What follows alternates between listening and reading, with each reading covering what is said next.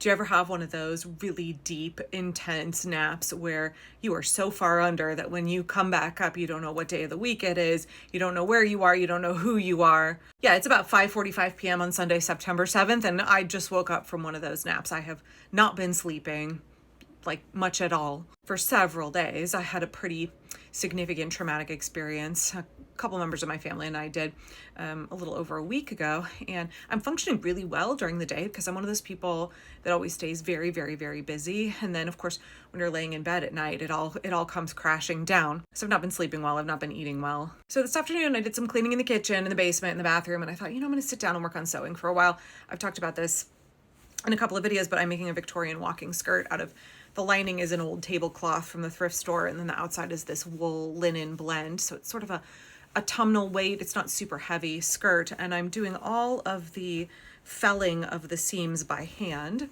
I really like sewing by hand. This is just the big ugly pink basting stitches, but then I'm doing all of the felling by hand, and it takes forever because I'm really tall, and so the seams are just, they go on forever because it's a long skirt, right?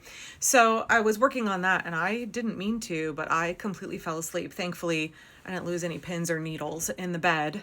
And, when I woke up, I still had my thimble on my finger. Couldn't have told you where I was, but I was like, oh, I'm still wearing my thimble. And of course, my husband, who's known me for more than 25 years, he understands that I'm very much go, go, go, go, go. I don't do well with my body having limitations. I am one of those people who just pushes through the burnout and then keeps going. And I don't want anybody to follow my example. I'm somebody who struggles with practicing what I preach in that regard in terms of self-care and pacing myself and having a healthy balance, right? What I tell my kids to do is not necessarily what I do. My eldest kid is always like, stop puttering, go sit down, go rest, stop it. Which is funny because I was exactly the same with my mother. I'd be like, stop puttering around the kitchen and come sit down at the table and join all of us. Or why are you still doing chores this late at night? Like, just rest. But I've always been somebody who's just in overdrive, and I need to keep very busy. I think I mentioned this in a video a couple years ago, but when I was out working on transforming our front yard garden into a food forest, when my 17-year-old was just an infant, and I would wear him in a backpack and in an ergo on my back, and I would be like digging up the turf and sheet mulching and planting things. This lady who would walk her dog in our neighborhood would stop by and be like, "You're the get-her-donest woman that I know." That's my terrible impression. You could tell she wasn't originally from Portland, Oregon. And I understand there's like a certain level of pathology to that. But anyway, I think the point that I'm trying to make here is that not just in the context of dealing with single traumatic issues, but just being a human being in the United States of America in 2025 is being repeatedly traumatized. You are traumatized on almost a near daily basis. You are either being asked to witness somebody else's trauma, you are being actively harmed by the government, by your neighbors. You are under the constant psychological stress of the regime trying to propagandize you, trying to demoralize you. You are experiencing, and I've talked about this before, you are experiencing the consequences of being unable to process grief. We don't have time to process all of the grief of losing the election, of descending into fascism. For a lot of us, I think too, there's a measure of loss of innocence, right? It's grieving the America we thought we lived in if we were not aware of all that was going on under the surface. And then there is the grieving of the present we could have had and the future we should have had. And now having to shoulder the burden of understanding that the future is going to be difficult. It is going to require a lot of labor from a lot of us. One of the things I keep saying is that I think it will take the rest of my life for us to fix this. Those of us that are fighting against fascism, right, we should not be a reactionary movement either. We can't go back to the America we had before because we have our nostalgia glasses on, right?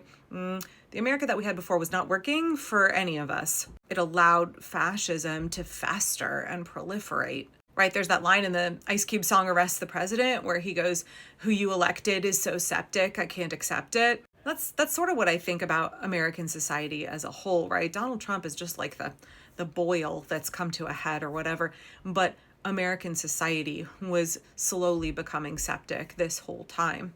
That localized infection in pockets of the country ultimately became something that has overwhelmed the entire immune system, the whole government of the United States. Every part of our country now is infected, and we are all bearing the burden. And that's just such a terrible, terrible thing to have to bear witness to and to accept, is how damaged this country is and how long that has gone on. And then, of course, that can bring up these feelings of guilt and shame and regret that we didn't do more earlier to stop this, or also rage and resentment that why didn't the big, powerful people in our government do more to stop this earlier? I'm an ex-evangelical, so I no longer feel this need to forgive people. I no longer feel like something is wrong with me if I don't extend forgiveness to somebody, especially when they have done nothing to right the wrongs that they have done. And so I don't feel bad at all when I say that I will likely never forgive Merrick Garland as long as I live. I will likely never forgive Joe Biden as long as I live. I will likely never forgive the people in power who should have gotten accountability for, January 6th, for all of the things that Trump did during his first term, et cetera, and they failed to do that because they thought, we'll just treat this like politics as usual, we'll sweep it under the rug and we'll move along. Anyway, I guess the point that I'm trying to make here is that there are so many complicated emotions and so much that we all have to process from the last several months and then all of the last several years, maybe like crashing into our psyche and realizing we have to work through so many things that we were unaware of or chose to turn a blind eye to.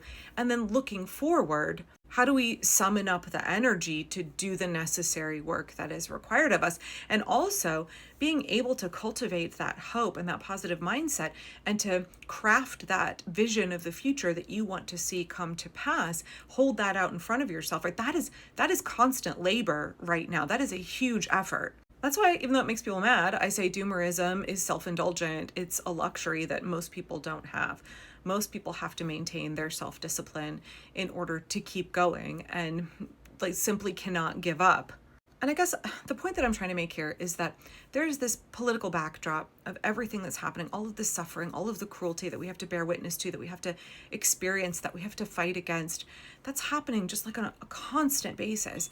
And yet at the same time, all of the other things that make it very difficult to just be a human being and try to get through life, those are all still happening to us as well, right? This thing that happened to me and some of the members of my family where we could have not made it through it, right? Like we could have not survived it. That had nothing to do with politics. It had nothing to do with what's happening in our government at all. It's just one of those things that might happen in your life. People are still experiencing all of the other kind of, I don't want to call them more mundane, but all of the other hardships that can happen in a human experience that have nothing to do with the fascist takeover of this country, right? Like illness and death and crime and all of that. I think back to 2020 when we were all, people thought the world was ending then, and we were all experiencing this tremendous trauma of the COVID pandemic, and people were dying, and there was no effective treatment, and there were no vaccines. My mother was on hospice. So there was this global tragedy that we were all going through. And then I was going through a tremendous personal tragedy at the same time. And the layers of grief and uncertainty were just so, it's not even compounded, right? It was just overwhelming on so many different levels. And how do we get through that? How do we persist through that? How do we maintain our pacing and our energy and not burn out, right? I mean, my body today was like, this is a physical limit. You have not slept in days and days for more than just a couple of hours at a stretch. You will be sleeping now. And I woke up from this nap thinking like, gosh, I'm no good to anybody if I'm this worn out, right? And I'm sure that you feel that way as well, because I know we're all running on fumes. We're all running on fumes. And so I guess I kind of want to conclude this video with a question, like, what do we do about that?